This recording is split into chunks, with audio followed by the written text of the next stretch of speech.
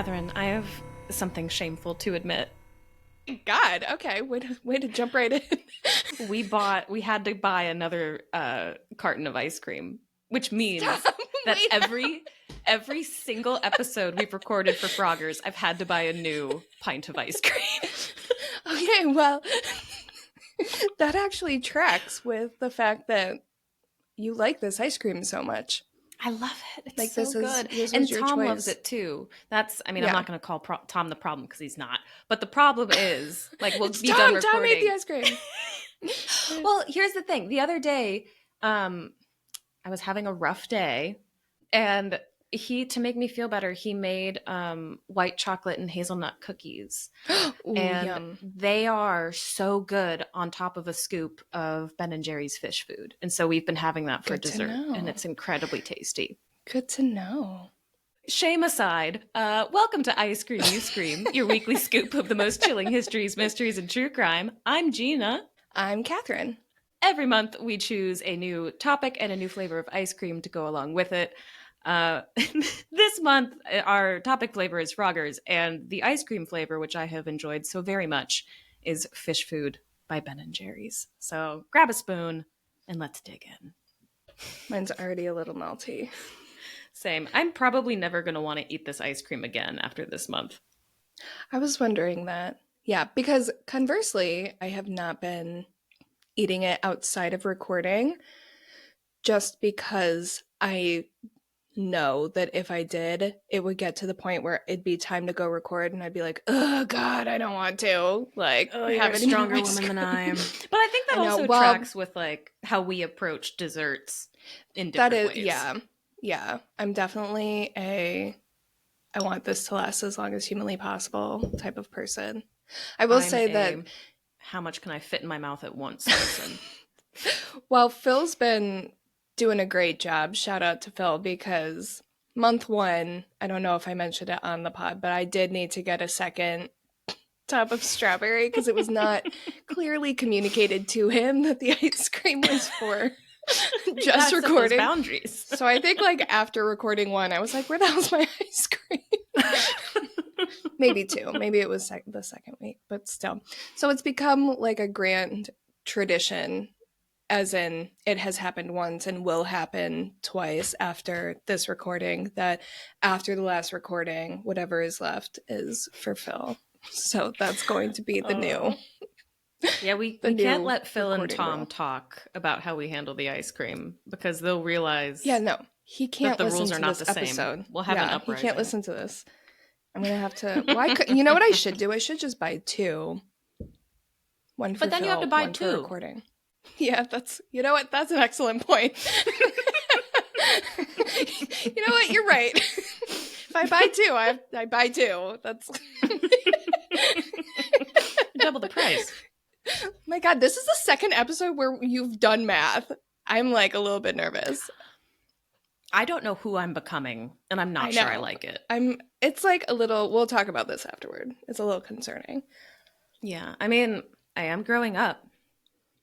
Says the almost 30-year-old. It's like, oh my God. It's happening, Kathryn. You're becoming a woman. Speaking of becoming a woman, I was going to try to transition into our giveaway, but which has nothing to do with being a woman. It can work.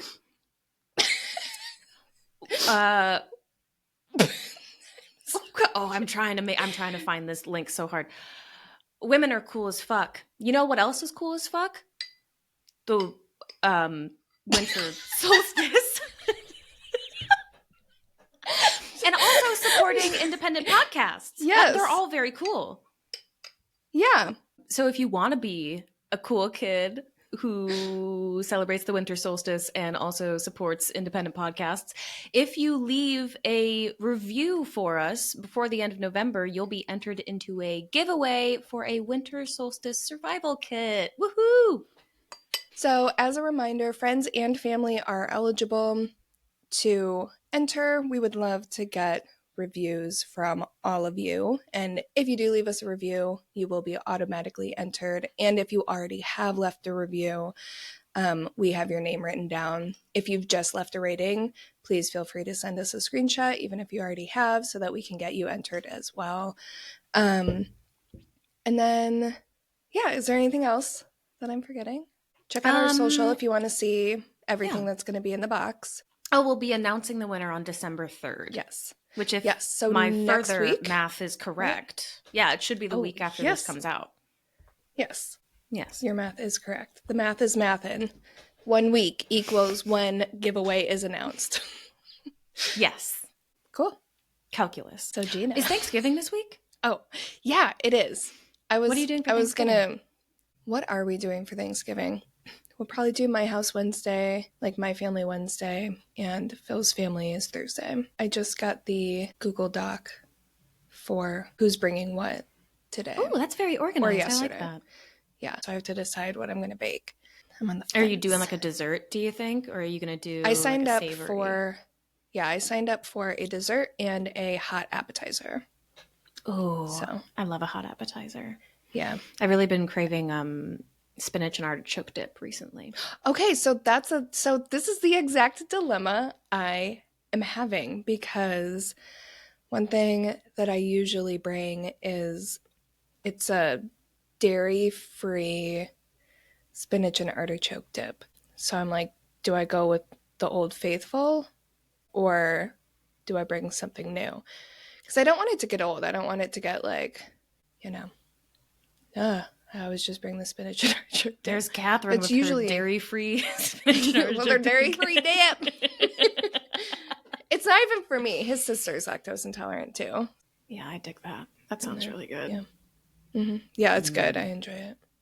I'm going to be in America for Thanksgiving this year. That's right. I was just going to ask what you were doing, and then I paused like, wait a minute. I think you're going to be, We will not be seeing each other, but no, it's very sad.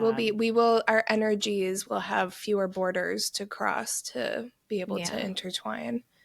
And we won't be in the same exact time zone, but we'll be much closer to the same time zone. It literally isn't really going to change much, other than I won't feel nervous about waking you up when I text you in the middle of the night. Which is not the middle of the night for me. I'm not sending Gina 3 a.m. you up texts, but I am sending her like 9 o'clock, hey, this funny thing happened, texts that happened to be middle of the night for you. So meanwhile, I'm sending Kathryn nudes and promises to make it worth her while if she comes overseas. And they work every time. Cool. Well, I realized just moments ago that I forgot to take my Lactaid, so I just took it. So I think in the spirit of that, we should just jump right in. You're going to die. Oh my God. I'm going to die. We have 1 hour. Let's go. No. Oh my God. All right. So I do think that you've heard parts of this before, probably. It's about a woman named Dolly Oesterreich, a.k.a. Dolly. She went by Dolly.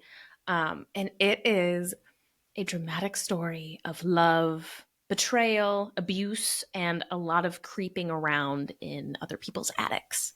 So I will just hop right on in. Yeah, nasty. This is also an episode about frogging, so sadly it will have elements of that in it. So Dolly was born in 1880-ish. We don't know the exact day. We also don't know whether or not she was born in Germany or if she was born in America shortly after her parents came over from Germany. She was German American. Okay. She actually grew up in Milwaukee. Heyo. Shout out. Wow. Yeah. That's cool. And she was part of the German immigrant community there, which, as you and I both know, was and is a very, very big thing in Milwaukee. I'm not sure if she was born in America / Milwaukee. I'm not sure exactly where, but she wound up living, and this is mostly for you because I know you know where this is. She wound up living on the Upper East Side. Kind of by like the UW Milwaukee campus. Yeah, just like you. Yeah. So she was kind of in that area. That's cool. Yeah, I just thought it was fun. Yeah. In any case. Cool. When she was 12 years old, she got a job working at a textile mill, and she was super, super popular there. Because I know she was 12, but kind of like Boy Jones, this is when kids did a lot of work. And her coworkers saw her as just a quote-unquote attractive, which gross for a 12-year-old, but an attractive, charismatic girl who just got along with everybody. Like, We've all had those jobs where there's just one person who just becomes your work bestie, and they're so easy to talk to and so much fun. I don't know if that sounds a little familiar, Kathryn, Yeah, but I don't know. Maybe a little bit. Maybe once upon a time. I'm not sure. but I'll have she to was think about that it. girl. Yeah. She was Okay. everyone's work bestie. Everyone loved her, including the owner of the mill, who was a very wealthy apron manufacturer named Fred Oesterreich, if that last name sounds a little familiar. It does. It does. It does, yeah.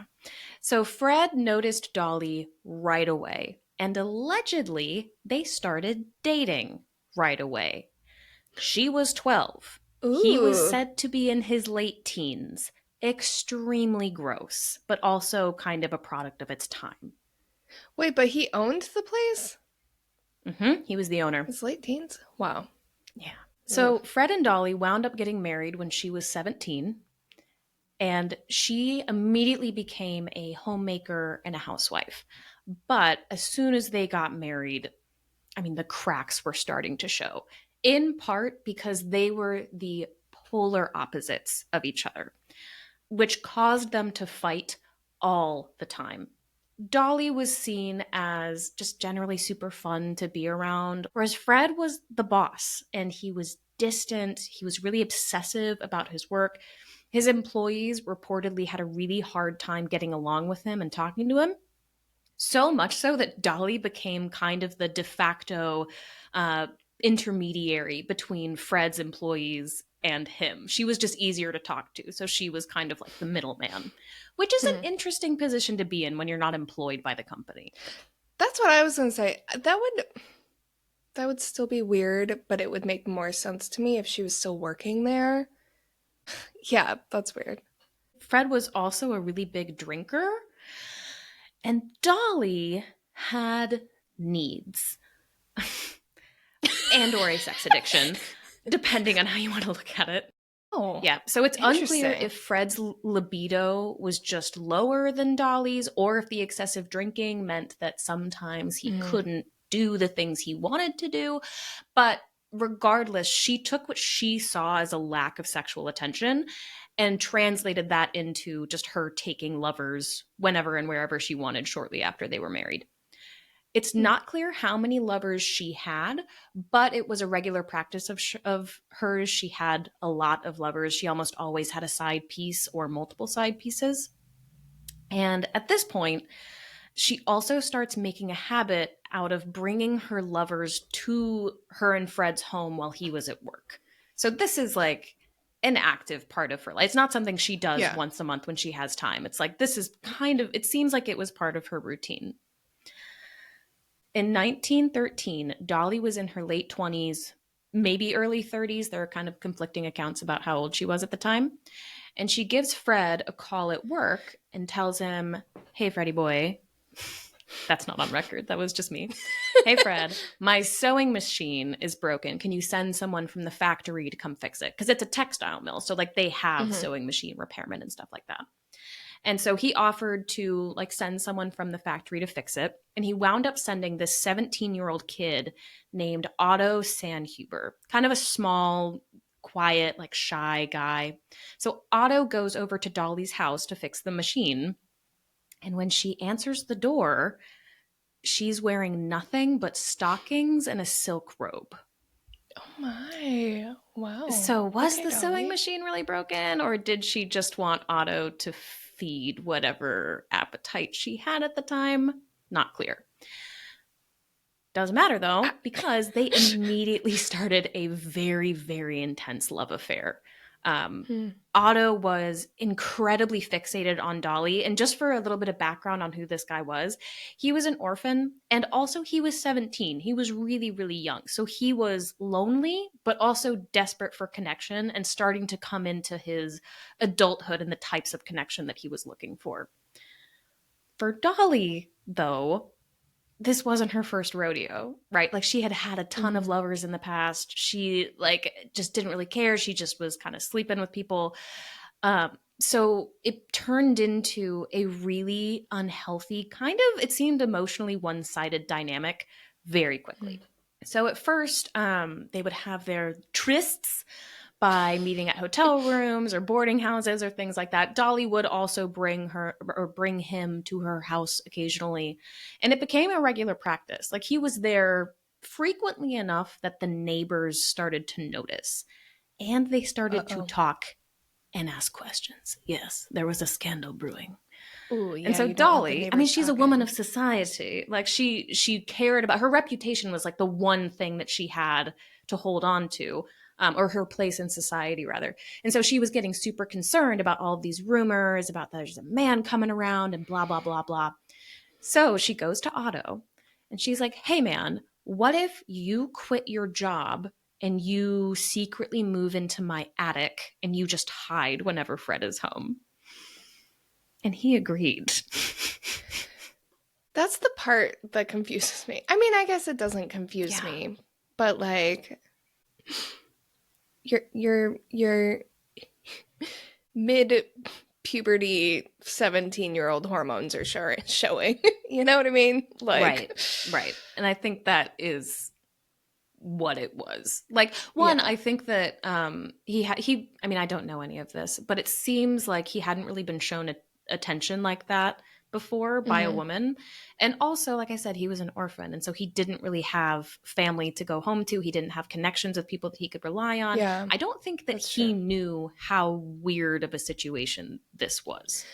for sure. Yeah. And even if he did, I would still understand why he would do it. Just all the things kind of combined. Yeah, like It's he interesting wanted though. to I be mean, it's closer weird. to Dolly. Yeah, Yeah. it's weird. It is weird. Yeah. So the plan was that Otto would have free reign of the house while Fred was gone. And then when Fred was home, Otto would hide in the attic, which would basically allow them, Dolly and Otto, to continue their affair without the neighbors noticing anything because Otto wouldn't be coming and going from the house. He's just inside all the time. So they moved him into the attic. And it's worth noting the attic was accessible by a panel that was in Dolly and Fred's bedroom closet. So Otto was right over them while they slept. Ooh. And Fred didn't know. Yeah. Ooh. Heebie-jeebs. Otto, I know, gross. We kind of talked about this already, but Otto was into it because he got to be closer to Dolly. And it also gave him more time to focus on what he was actually passionate about, which was writing. I think it said he was a science fiction writer. And so during the day, he would do like housework. He would clean bedrooms. He would have sex with Dolly. He would make bathtub gin, funnily enough.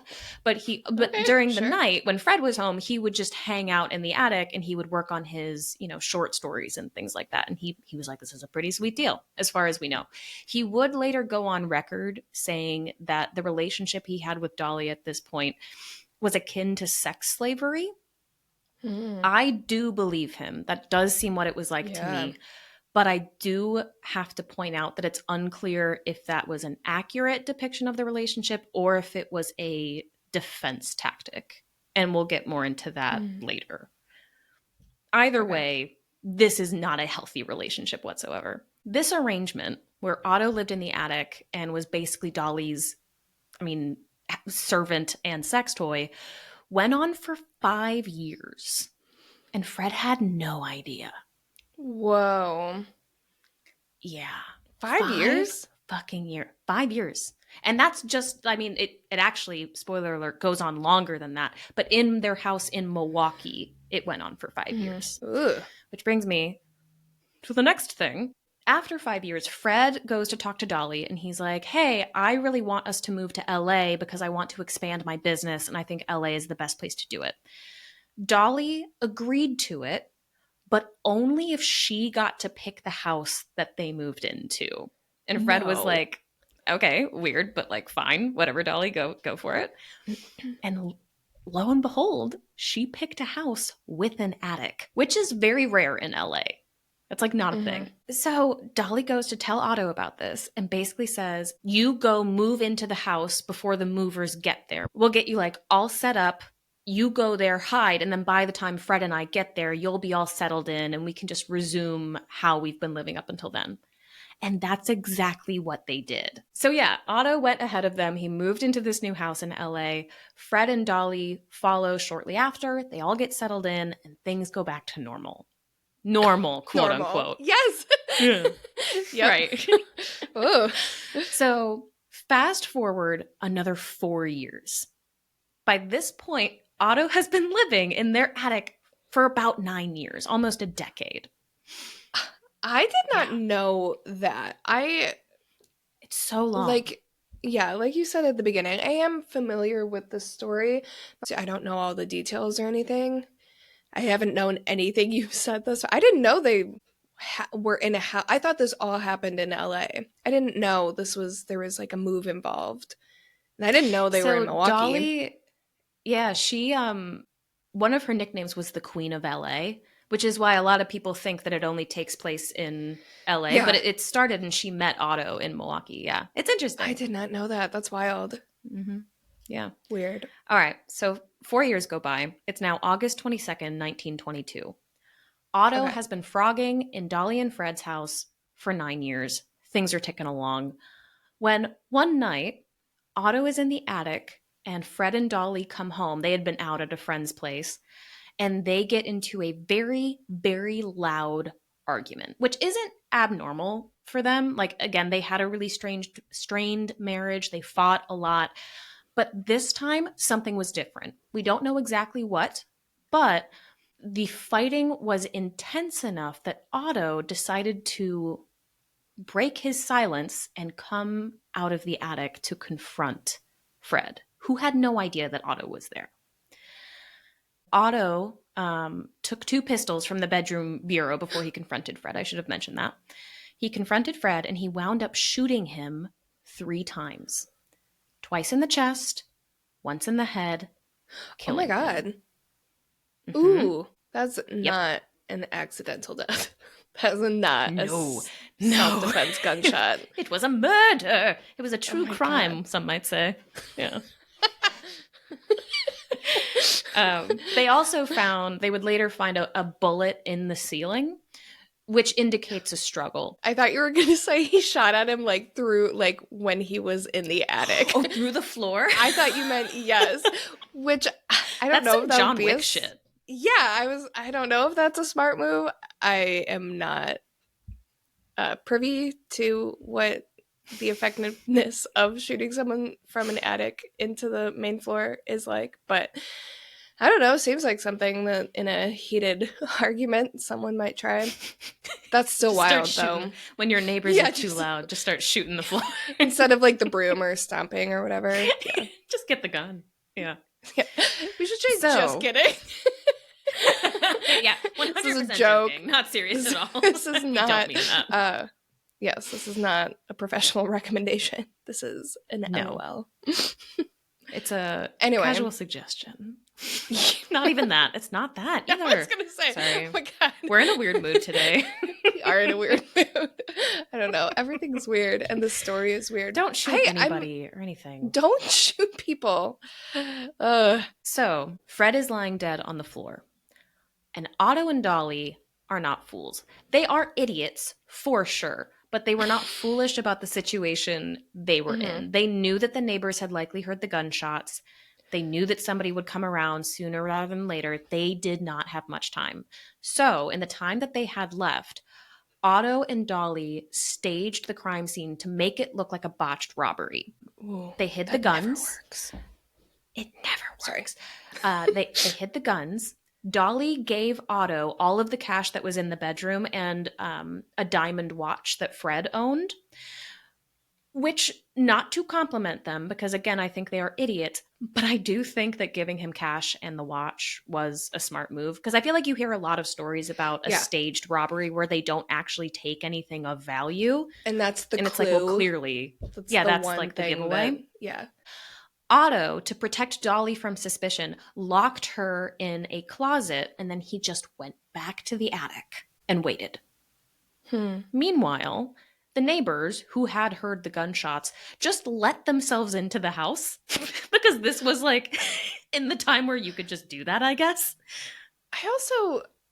I'm realizing in this moment, what was like the police situation back then, because one thing that is in my head right now is in 101 Dalmatians, the critically acclaimed Disney movie, um, there's that part where the little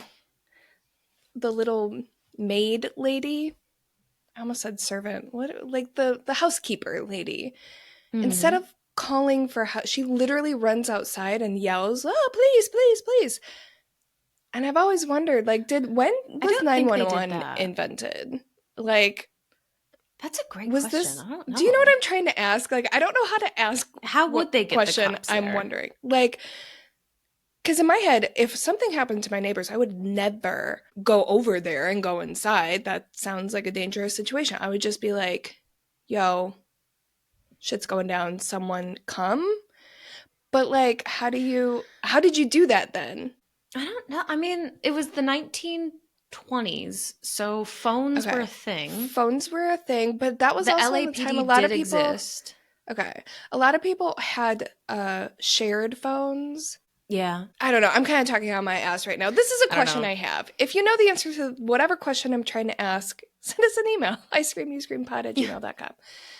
Because yes, I'm imagining that little maid in 101 Dalmatians where like shit's hitting the fan. It's just like, please, please. But then they also go inside. From what I read, the neighbors called the police. I don't know if it was a call on the telephone or a call vocally, loudly outside. Not sure. Okay. That does answer my question, but I'm curious which one it was. I don't know. Maybe this is not that dramatic and they literally just called 911 and it's not that serious, but it's a good question. I've never thought about when 911 was invented. I've never thought of this ever. I don't know. I want to know. We could have Googled it by but also, like, I know.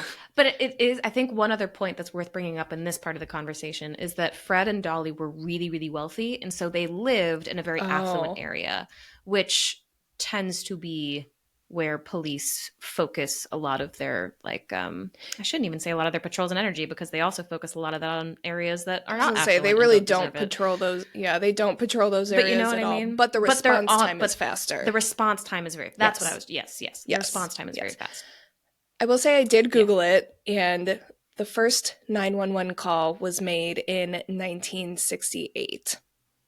So she's stuck in a closet. Her lover's in the attic. Her lover's in the attic. She's stuck in a closet. The neighbors let themselves in, and they see a house in disarray. Chairs toppled over, rugs are messed up, and they see Fred's dead body on the floor. So at this point, they call the police somehow. And while they were waiting, one of the neighbors unlocked the closet door that Dolly was in, and he found her inside unconscious. Don't know if she was actually unconscious or faking it. I kind of lean towards faking it, but that's what he said happened. But I'm also like, how would he know to open that closet unless Dolly was like pounding on the door? Because if there's a dead body, the first thing I'm not going to do is go open every closet, because maybe the murderer's in there.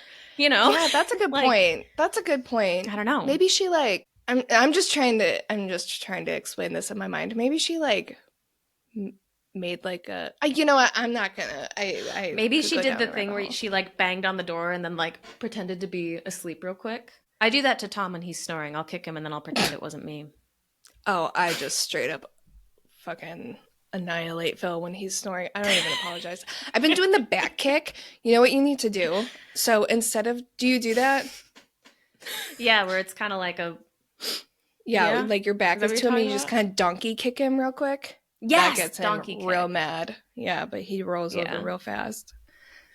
Anyway, Tom. Sorry. But yeah, the police rock up, and it's the wackiest crime scene ever to them. Keep in mind, they don't know that Otto is in the house. All they know is that a man is dead, the murder weapon, or in this case, murder weapons, are missing, and there's no obvious signs of forced entry, and there was a woman locked in the closet. Just weird. Like, it sounds like the beginning of a Sherlock Holmes story. So Dolly told the police that a burglar had come in, shoved her into a closet, and then she heard shots. She also said oh, like a diamond watch must have been stolen, da, da, da, which I don't know how she could have gotten away with that lie, because she's fucking up. She's like, fucking up. yeah. Yeah. She also apparently, yeah, she wouldn't know that. So she also apparently made a point to tell the police that her and Fred never, ever argued, which is a weird thing to be specific about because everyone argues. Yeah. This is how they get you. She's missing the obvious things. The other one, so we were all proud of her for thinking to steal the diamond watch and money, but don't mention it, A. B, you gotta let them figure that out.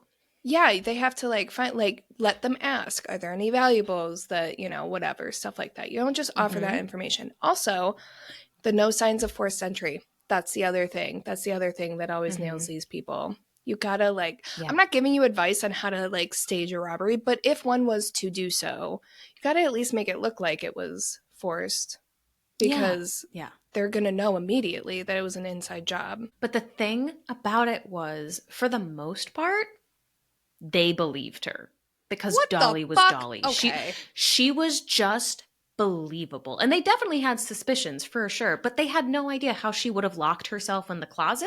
Like that was completely unexplainable. So they were like, okay, yeah, she's got to be telling the truth. And she was really charismatic. She was easy to talk to. She was one of those people that could just talk their way out of shit. And she did. One part about it as well is Dolly was seen as really, really attractive and very hot. And so I'm guessing a lot of the police officers just saw her as like this hot piece of ass who didn't have critical thinking skills and thought that there's no way she could have been involved. You know what I mean? Yeah. Well, also, they were wealthy, right?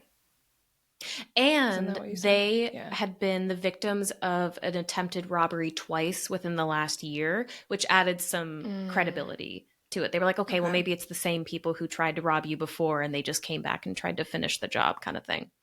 That said, they were suspicious of Dolly. Like, they thought she might be involved somehow. But again, like, there was no way she could have locked herself in that closet. And they didn't know about Otto. So they just assumed it had to have been a burglar. Yeah. This hit the headlines almost immediately. Literally front page news the next day after this happened. And the papers made a point to talk about how like lovely and hot and gorgeous and wonderful Dolly was. Like there was a very clear bias towards this woman. Within 24 hours, police had arrested 6 members of what they called a bandit gang. Which I love that terminology. That's cute as hell. It's a bandit gang. Yeah. I know. That's like very Gina vibes. It's a gang of bandits. They're coming for my things. I just like it. Yeah, so they were taken into custody on suspicion of Fred's murder.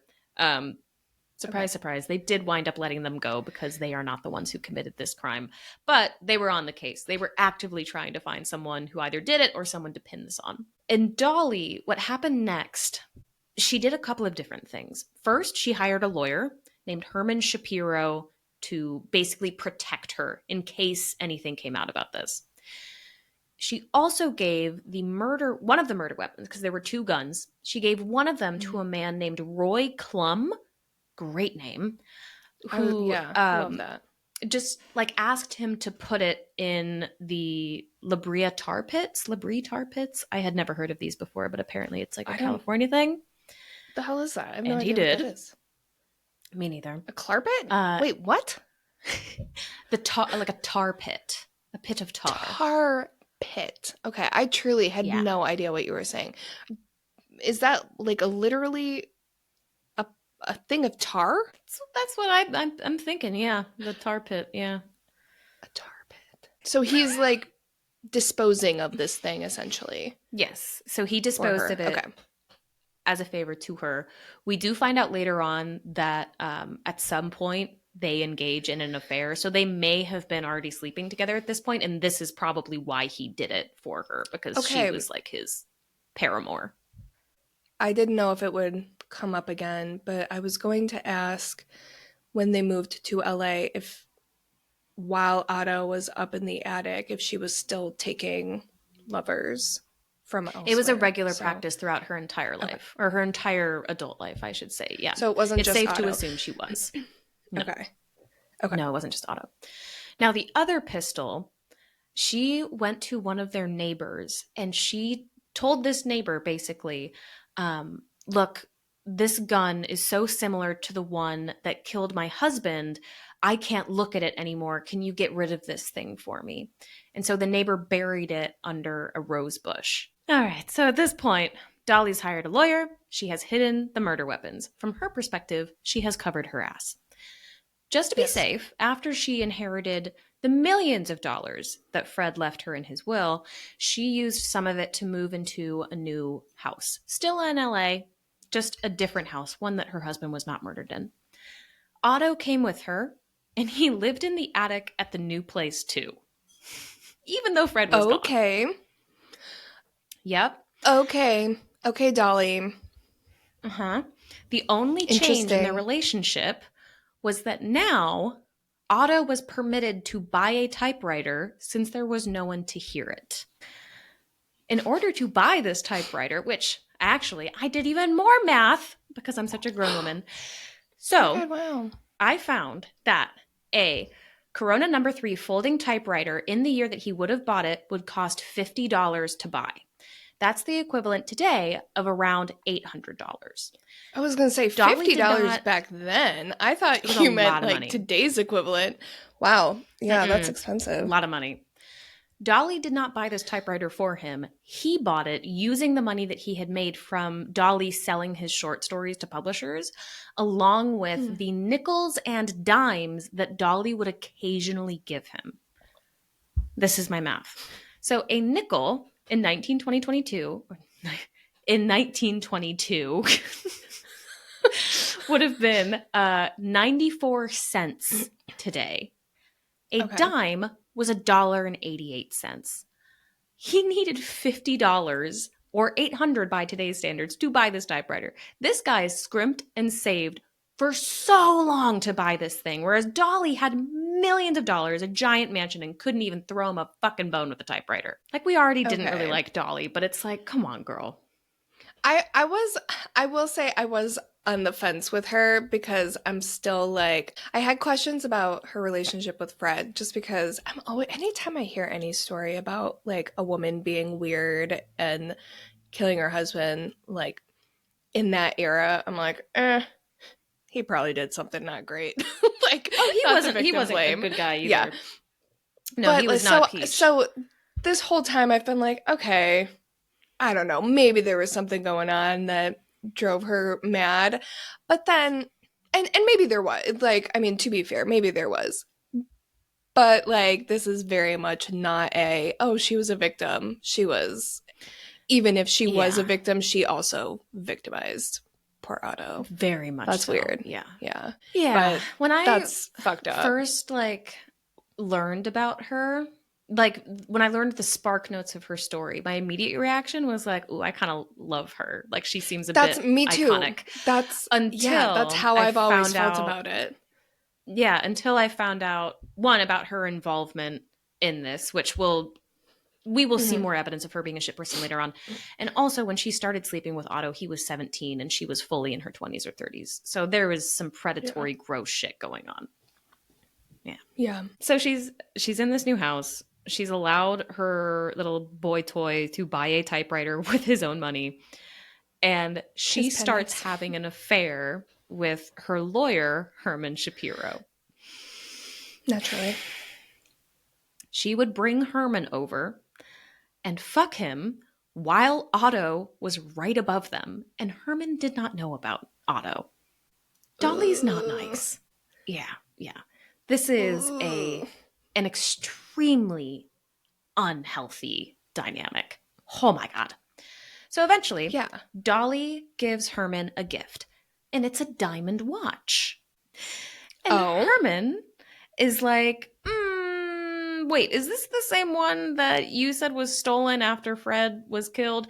And Dolly was like, oh my God, yeah, but I found it on the lawn, so the thieves must have dropped it.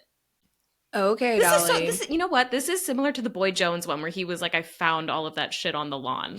Mm-hmm. I just put that together. Yeah. Oh, yeah. It's a horrible excuse. It's shit.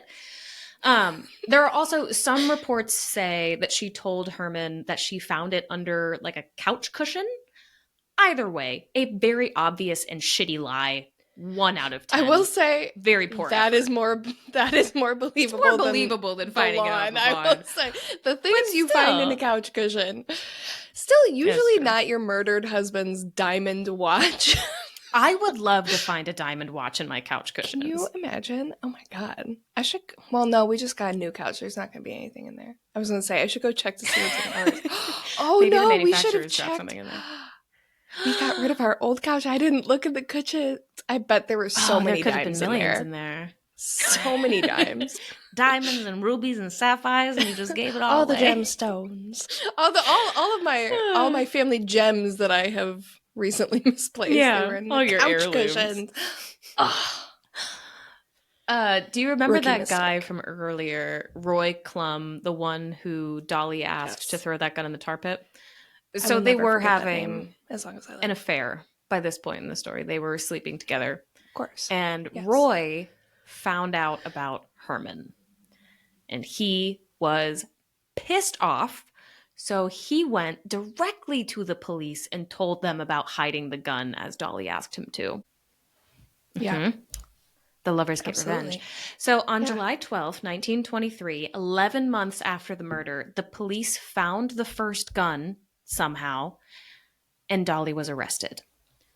Literally, the day that the headlines hit that Dolly had been arrested, the neighbor who got rid of the other gun went straight to the police and told them his story. And the police were able to retrieve the second gun from under the rose bush as well. So now they've found the murder weapons.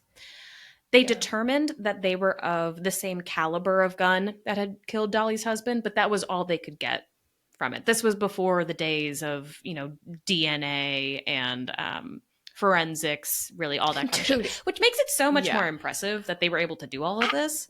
I was just going to say, this is like a loaded whatever, but anytime I hear of anyone solving a crime in that era, I'm like, how did you do that? Now, a lot of times they literally just made it up and they were just like, we got to find someone, so we pick you. That was a big problem back then and still is to this day. But like, I feel like it's just so much more impressive because I don't know. Yeah, I don't know how anyone solved anything back then. Although I will say when you have someone gifting a boy toy, the murdered husband's stolen jewelry, that is kind of, that's going to make it a little bit easier, but still impressive. True. Still impressive. They have the murder weapons. They have heard the stories about Dolly trying to hide them, but they still could not explain how she could have locked herself in the closet. That was the one thing that was holding up the whole investigation.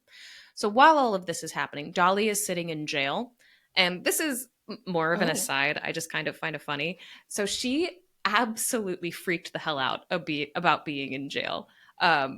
She was used to a very specific kind of lifestyle.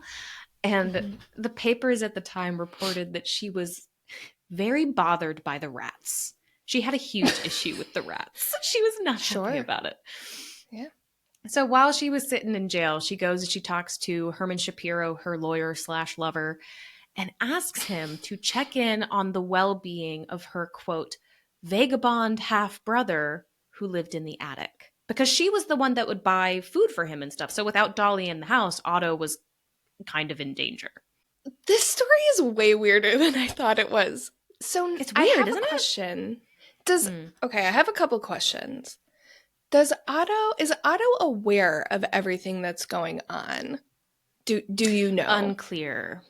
Okay. He knows a lot. I don't know if he knows that the guns have been found. I imagine he would know because he had access to newspapers and things like that. But unless he was reading them, no, he wouldn't know. Yeah. Not sure. Because at this point, if she's in jail, couldn't he just come out of the attic? Or what? Why was... I don't know. I guess this is just a weird story. Again, I don't know what my questions are. A concrete reason why he didn't come out of the attic. My interpretation of it is that there was clearly an intense power imbalance in their relationship. Yeah. I don't think that he fully realized that that was an option. Or if it was an option, it That's- wasn't one yeah. that he felt compelled to pursue.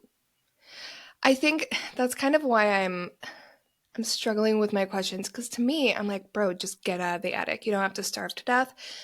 But at the same time, I understand to be in an attic alone for 9 years and your only communication is with this one person. I know that that can make Yeah. things weird, especially if he doesn't necessarily feel like he has something to escape from or something. He's not like trying to break free or anything.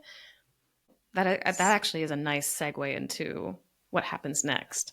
So Okay. Herman does wind up going to Dolly's place. He goes to the attic where he is met by a very pale, thin, but very polite man named Otto. And Otto, as you rightly brought up earlier, he's barely talked to another human being since besides Dolly in like 10 years. So he's desperate for conversation. This dude is bored as fuck staying in this attic all the time. So Otto tells Herman everything.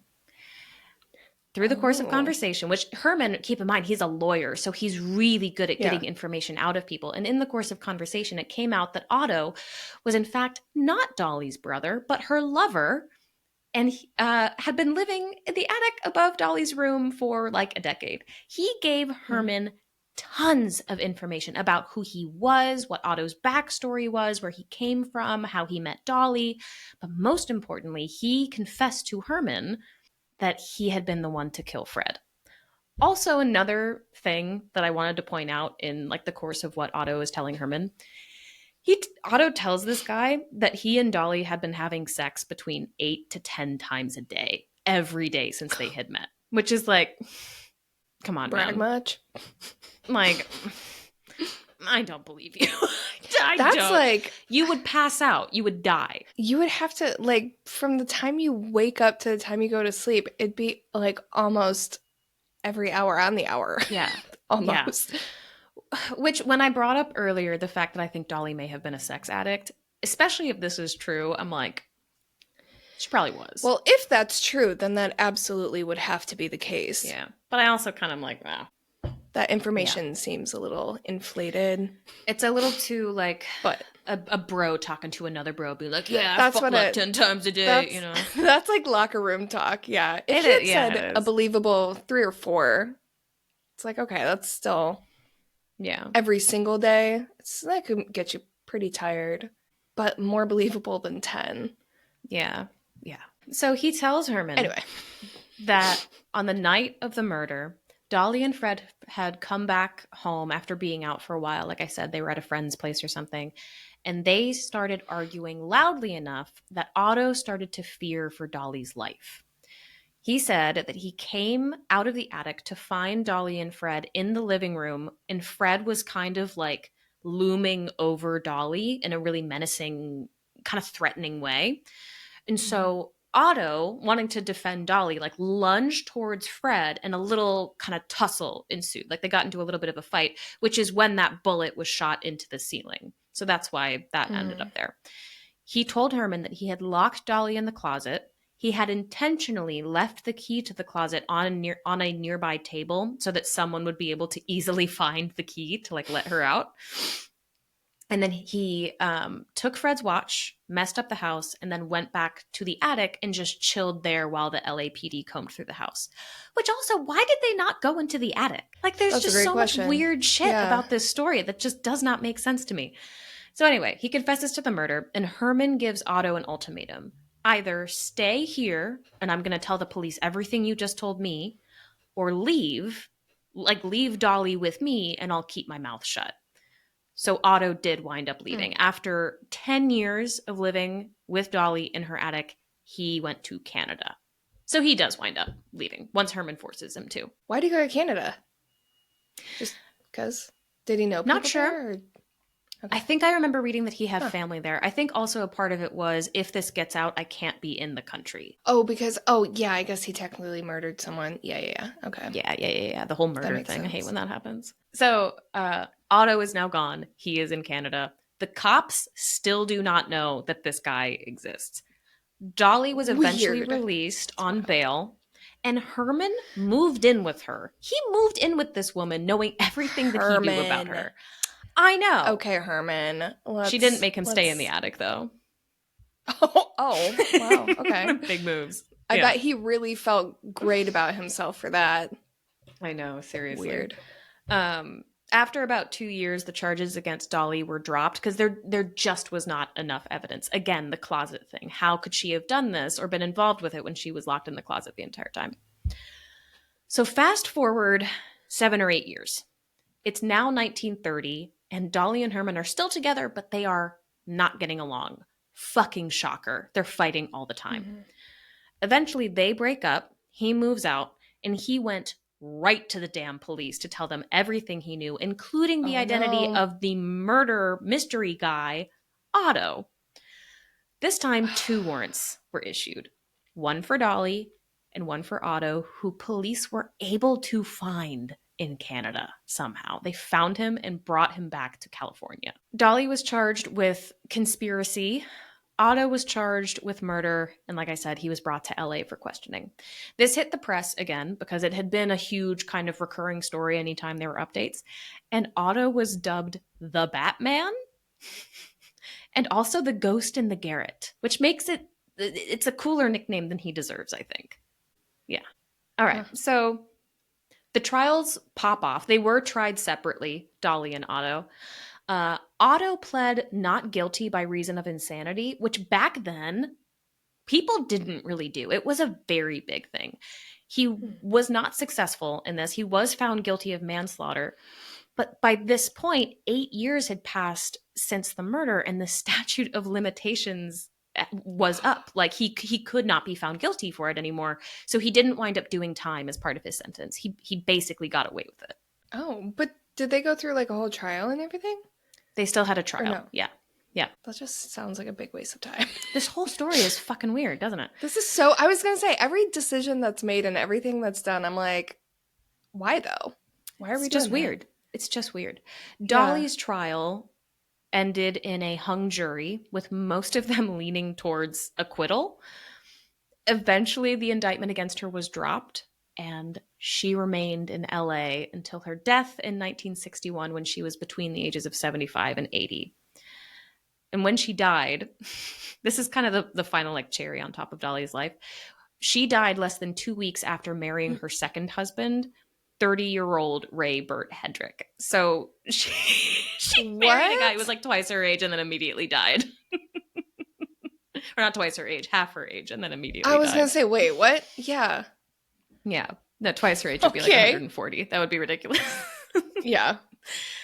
Otto wound up changing his name to Walter Klein. He moved back to Canada, married another woman. At some point, he moved back to LA. We don't know whether or not he and Dolly ever resumed contact, but Otto just faded into obscurity. We don't really know what came of his life after that.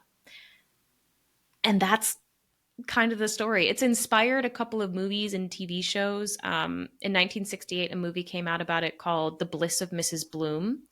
There were also 2 made-for-TV movies that came out, one in 1995 called The Man in the Attic, which starred Neil Patrick Harris, funnily enough.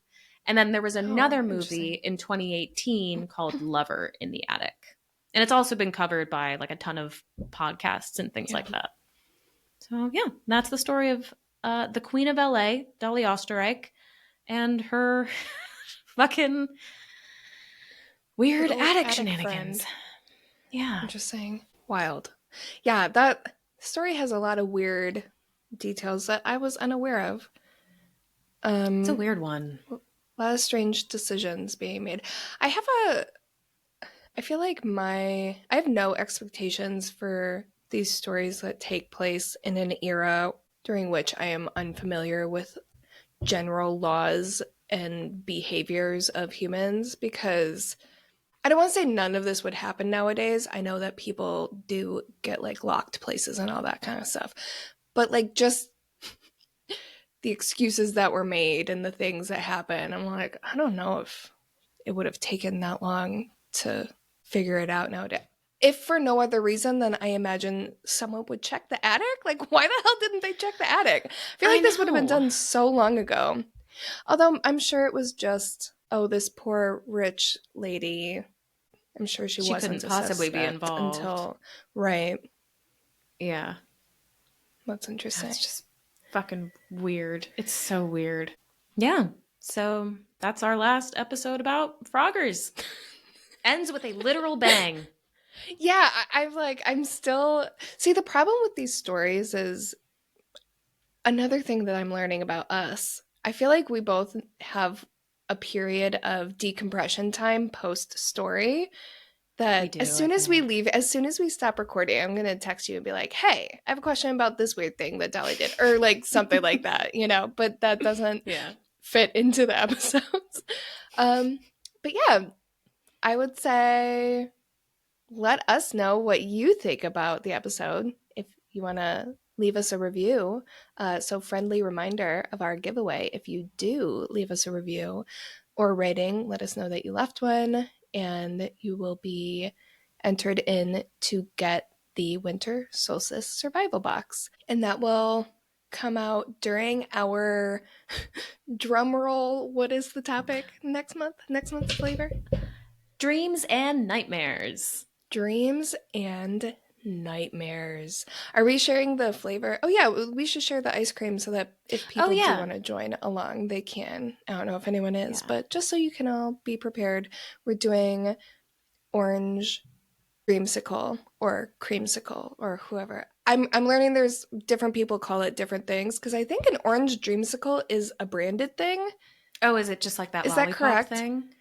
I think the ice cream treat is called an orange dreamsicle. Okay. I could be wrong. I could be totally and making vanilla this up. are. Orange Put and together. vanilla like cream or whatever. Yeah. Yeah. We're calling it orange dreamsicle because this one is I think this is a good on the nose one. It's very it's not like I know fish food where we strawberry and fish food were a little bit of a stretch. But still worked. Yeah, so go ahead and grab your orange dreamsicle ice cream so we can talk about dreams and nightmares. And don't forget to enter our giveaway. Yeah. Cool. Until next time, little spoons, keep it cool. Keep it creepy.